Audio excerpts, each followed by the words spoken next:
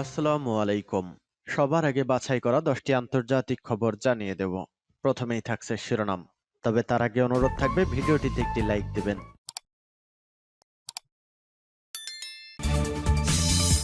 মস্কোর উপর ড্রোন হামলা আকস্মিকভাবে ইউক্রেনকে জবাব দেওয়ার পরামর্শ মেদভেদেবের। এরপর জানিয়ে দেব ডেনমার্কে কোরআন পড়ানো নিন্দা দেশে দেশে মুসলিমদের বিক্ষোভ হাই হুতেশে পড়েছে এবার ইহুদিরা যে কোনো মুহূর্তেই ডেনমার্ক ও সুইডেনকে ধূলিসাৎ করে দিতে পারে ইরান। এরপর জানিয়ে দেব সব সমস্যার সমাধান না হওয়া পর্যন্ত সেনাবাহিনী বিশ্রামে যাবে না, পাকিস্তানিদের ভিক্ষার থালা ফেলে দিতে হবে বলছে সেনা প্রধান মনির। এবং জানিয়ে দেব বিরোধীদের গঠিত জোটের নাম নিয়ে মোদির কটাক্ষ। সর্বশেষ জানিয়ে দিব অধীনস্থ সেনাদের বাঁচাতে নিজের জীবন দিয়ে দিলেন রুশ কর্নেল। শুনছিলেন সংবাদ শিরোনাম, এখন বিস্তারিত। তবে তার আগে অনুরোধ থাকবে ভিডিওটিতে একটি লাইক এবং কমেন্টস করে জানিয়ে দিন এই ভিডিও সম্পর্কে আপনার মূল্যবান মতামত।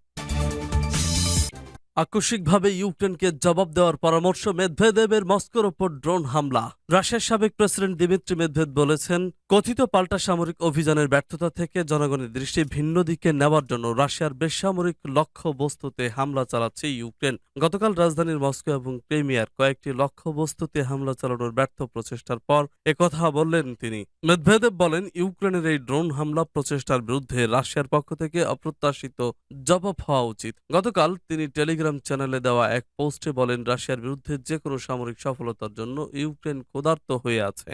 ভুয়া এবং ভিত্তিহীন হলেও তাদের এখন তথ্যগত বিজয় প্রয়োজন। এজন্যই ইউক্রেনের নাৎসিবাদীরা বেসামরিক লক্ষ্যবস্তুতে হামলা চালাচ্ছে। দ্বিতীয় বিশ্বযুদ্ধের সময়কার কুখ্যাত ইউক্রেনীয় নাৎসি সহযোগিতার কথা উল্লেখ করে মেদভেদেব বলেন, ইউক্রেনের জনসাধারণের মধ্যে উদ্বেগ বাড়ছে এবং যুদ্ধক্ষেত্রের জয়ের জন্য কিয়েভের পশ্চিমা প্রভুরা অধৈর্য হয়ে উঠেছে। ফলে ইউক্রেন জঘন্য আক্রমণের জন্য দিন দিন শান্তিপূর্ণ বেসামরিক লক্ষ্যবস্তু বেছে নিয়েছে। প্রত্যেকবারই এর জন্য প্রস্তুত হওয়া উচিত। সূত্র পার্টস টুডে। ডেনমার্কে কোরআন পড়ানোর নিন্দা দেশে দেশে মুসলিমদের বিক্ষোভ। ডেনমার্কের রাজধানী কোপেনহেগেনে কোরআন পড়ানোর ঘটনায় বিশ্বের বিভিন্ন মুসলিম দেশে বিক্ষোভ শুরু হয়েছে।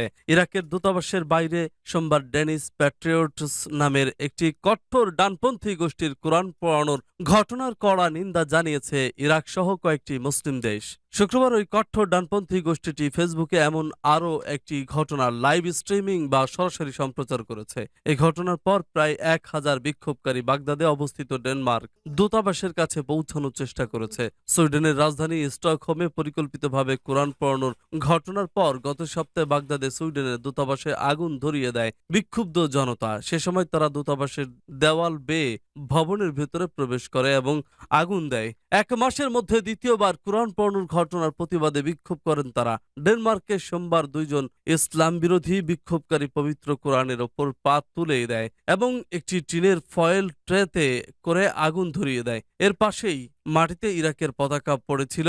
ইরাকের পররাষ্ট্র মন্ত্রণালয় বলছে, এই ধরনের ঘটনা চরমপন্থা এবং ঘৃণার ভাইরাস ছড়ায়, যা বিভিন্ন সমাজের শান্তিপূর্ণ সহাবস্থানকে হুমকির মুখে ফেলবে। পবিত্র কোরআন আল্লাহর বাণী এবং মুসলিমদের পবিত্র ধর্মগ্রন্থ। ইচ্ছাকৃতভাবে পবিত্র এই ধর্মগ্রন্থের কোনো ক্ষতি করা বা একে অসম্মান করা মারাত্মক অপরাধ হিসেবে গণ্য করা হয়। ডেনমার্কের রাজধানীতে কোরআন নিয়ে এমন আচরণের প্রতিবাদে ইয়েমেনের রাজধানী সানায় বিক্ষোভ করেছে হাজার হাজার মানুষ। এ ধরনের কর্মকাণ্ড অনুমোদন করার জন্য বিক্ষোভকারীরা সবাই ডেনমার্ক ও সুইডেনের প্রতি ক্ষোভ জানিয়েছে। তুরস্ক এই ঘটনাকে কোরআনের প্রতি একটি ঘৃণ্য আচরণ হিসেবে উল্লেখ করেছে। অপরদিকে আলজেরিয়ার পররাষ্ট্র মন্ত্রণালয় ও বিষয়ে নিন্দা প্রকাশের জন্য ড্যানিশ রাষ্ট্রদূত ও সুইডেনের চার্জ দ্য অ্যাফেয়ার্সকে তলব করেছে।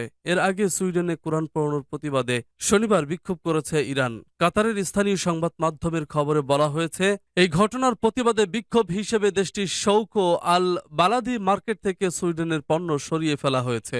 অপরদিকে টুইট বার্তায় ডেনমার্কের পররাষ্ট্রমন্ত্রী বলেন, আজ হাতে গোনা কয়েকজন যে কোরআন পোড়ানোর ঘটনা ঘটিয়েছে তার নিন্দা জানায় ডেনমার্ক। এই ধরনের উস্কানিমূলক এবং লজ্জাজনক কর্মকাণ্ড ড্যানিশ সরকারের দৃষ্টিভঙ্গির প্রতিনিধিত্ব করে না। সবাইকে শান্ত হওয়ার আহ্বান জানিয়ে বলা হয়, সহিংসতা কখনোই কোনো প্রতিক্রিয়া হতে পারে না। শনিবার বাগদাদে বিক্ষোভকারীরা যাতে ড্যানিশ দূতাবাসে পৌঁছাতে না পারে সেজন্য তাদের ছত্রভঙ্গ করতে টিয়ার গ্যাস ব্যবহার করে পুলিশ শহরের গ্রিন জোন, যেখানে বেশিরভাগ বিদেশি রাষ্ট্রদূত বাস করেন, ওই এলাকায় সংযোগকারী সেতুটি বন্ধ করে দেওয়া হয়েছিল। গত শুক্রবার বাগদাদে অবস্থিত দূতাবাসে বিক্ষোভকারীরা প্রবেশ করলে সব কর্মীকে সরিয়ে নেয় সুইডেন। এই বিক্ষোভকারীদের মধ্যে বেশিরভাগই ছিল শিয়া নেতা মোক্তাবা আল সাদরের। সব সমস্যার সমাধান না হওয়া পর্যন্ত সেনাবাহিনী বিশ্রামে যাবে না, পাকিস্তানিদের ভিক্ষার থালা ফেলে দিতে হবে বলছে সেনা প্রধান মনির। পাকিস্তানের সেনা প্রধান জেনারেল অসীম মনির বলেছেন, তাদের অর্থনৈতিকভাবে স্বনির্ভর হতে হবে এবং বিদেশি ঋণের উপর থেকে নির্ভরতা কমাতে হবে। তিনি মন্তব্য করেছেন, পাকিস্তানকে অবশ্যই ভিক্ষার থালা ফেলে দিতে হবে। সোমবার খানেওয়াল মডেল এগ্রিকালচারাল ফার্মের উদ্বোধনী অনুষ্ঠানে এমন কথা বলেন জেনারেল অসীম। তিনি বলেছেন, পাকিস্তান গর্বিত, প্রবল, উদ্দীপনাপূর্ণ এবং প্রতিভাসম্পন্ন জাতি। সব পাকিস্তানিকে ভিক্ষার থালা ছুঁড়ে ফেলে দিতে হবে। এছাড়া সেনাবাহিনী, সাধারণ মানুষ ও সেনাবাহিনীর দায়িত্বের বিষয়টি তুলেছেন তিনি। জেনারেল মনির বলেছেন, পাকিস্তান সেনাবাহিনী দেশের সেবা করতে পারে, গর্বিত। সেনাবাহিনী তার শক্তি পেয়েছে সাধারণ মানুষের কাছ থেকে, আবারও সাধারণ মানুষের শক্তি পেয়েছে সেনাবাহিনীর কাছ থেকে। তিনি আরো বলেছেন, সব সমস্যার সমাধান না হওয়া পর্যন্ত সেনাবাহিনী বিশ্রামে যাবে না।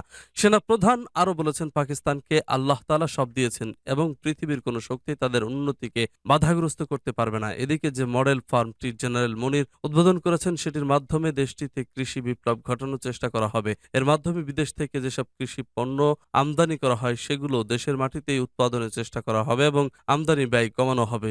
সূত্র জিও টিভি। বিরোধীদের গঠিত জোটের নাম নিয়ে মোদির কটাক্ষ। 2024 সালের ভারতের লোকসভা নির্বাচনের আগে কেন্দ্রের ক্ষমতাসীন দল বিজেপিকে কঠিন লড়াইয়ে ফেলতে একসাথে হাত মিলিয়েছে 26টি বিজেপি বিরোধী দল। এই জোটের সম্মিলিত নাম রাখা হয়েছে Indian national development inclusive alliance. এবার সেই জোটের নাম নিয়ে কটাক্ষ করে জঙ্গি গোষ্ঠীর সাথে তুলনা করলে দেশটির প্রধানমন্ত্রী নরেন্দ্র মোদীর। মঙ্গলবার সংসদের লাইব্রেরির ভবনে অনুষ্ঠিত বিজেপির সংসদীয় দলের বৈঠকে ভাষণ দিতে গিয়ে প্রধানমন্ত্রী নরেন্দ্র মোদী বলেন, শুধু ইন্ডিয়া নাম রাখলেই হয় না, কারণ ইস্ট ইন্ডিয়া কোম্পানিও তাদের নামে পাশে আছে, ইন্ডিয়া বসিয়েছিল। ইন্ডিয়ান মুজাহিদিন নামে যে জঙ্গি সংগঠন আছে সেই নামের সাথে ইন্ডিয়া আছে। পপুলার ফ্রন্ট অফ ইন্ডিয়া নামে যে নিষিদ্ধ বিচ্ছিন্নতাবাদী সংগঠনটি আছে তার নামের সাথেও ইন্ডিয়া আছে। মোদির অভিমত, ইন্ডিয়া নামটি জুড়ে দেওয়া বিরোধীরা দেশের মানুষকে ভুল পথে পরিচালিত করতে চায়। সংসদের বর্ষাকালীন অধিবেশন জামাত বিরোধী দলগুলি মণিপুর ইস্যুতে প্রধানমন্ত্রীর বক্তব্যের দাবিতে সরব হয়ে আসছে। বিরোধীদের হট্টগোলের কারণে টানা 4 দিন অচল হয়ে পড়েছে সংসদ। এমন পরিস্থিতিতে বেশ খানিকটা ব্যাকফুটে বিজেপি শিবির। সেই পরিস্থিতির মাঝেই বিরোধী জোটকে নজিরবিহীন আক্রমণ করলেন প্রধানমন্ত্রী আরো বলেন, এরকম দিশাহীন বিরোধী জোট আগে কখনো দেখিনি। বিরোধীদের দৃষ্টিভঙ্গি দেখে মনে হচ্ছে বিরোধীরা ছিন্ন ভিন্ন, হতাশ এবং মরিয়া। তাদের ক্ষমতায় আসার কোনো ইচ্ছা নেই, তারা বিরোধী দল হিসেবেই থাকতে চায়। অধীনস্থ সেনাদের বাঁচাতে নিজের জীবন দিয়ে দিলেন রুশ